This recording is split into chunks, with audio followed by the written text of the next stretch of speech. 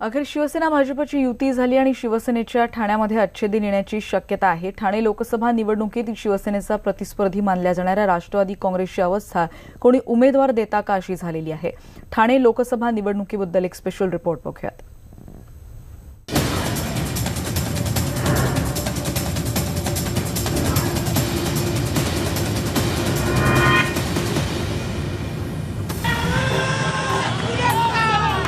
ठाणे लोकसभा निवडणूक नेहमी शिवसेना आणि राष्ट्रवादी काँग्रेसने प्रतिष्ठेची केली आहे। ठाण्याचा बालेकिल्ला शाबूत राहावा यासाठी शिवसेना मोठ्या ताकदीने निवडणूक लढवते, तर दुसरीकडे राष्ट्रवादी ही शिवसेनेच्या या बालेकिल्ल्याला खिंडार पाडण्यासाठी प्रयत्नात असते।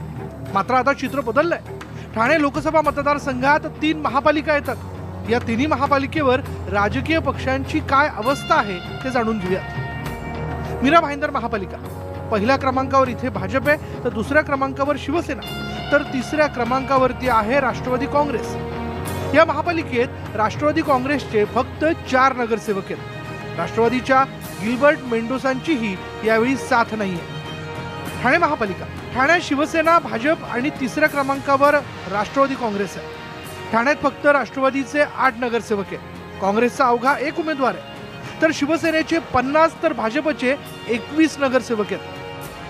पुढली महापालिका आहे नवी मुंबई महापालिका।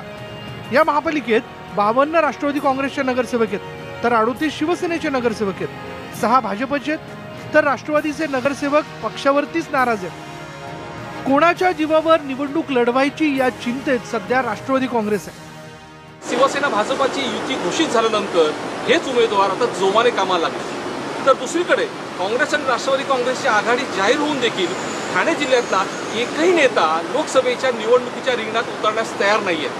यामुळे ही उमेदवारी नक्की मनसेच्या गोट्यात जाण्याची शक्यता आहे अशी राजकीय वर्तुळात चर्चा आहे। युतीच्या घोषणेपूर्वी एकला चलोरेच्या भूमिकेत असणाऱ्या शिवसेनेच्या विरोधात जर भाजपने उमेदवार उभा केला असता, तर शिवसेनेकडूनही उमेदवाराचा शोध घ्यावा लागला असता अशी अवस्था शिवसेनेची होती।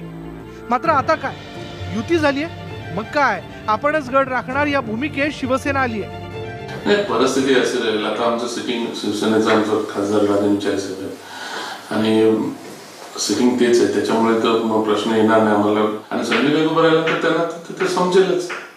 आणि आम्हाला वाटेल की हा युतीचा गड आहे आणि कुठल्याही परिस्थितीमध्ये युतीचा गड आम्ही असंच अबाधितपणे आम्ही राखून ठेवणार आहे। शरद पवारांनी इच्छा व्यक्त करून ही माजी मंत्री गणेश नाईक आणि त्यांचा मुलगा संजीव नाईक यांनी निवडणूक न लढवण्याचा निर्णय घेतलाय, तर ठाण्यातील एकही नेता लोकसभेची उमेदवारी घेण्यास तयार नाहीये। त्यामुळे आता ठाण्यात राष्ट्रवादीवर कुणी उमेदवार देतं का उमेदवार अशी अवस्था निर्माण झाली आहे। पक्षाने कोणाला उमेदवारी द्यावी हा पक्षाचा प्रश्न आहे।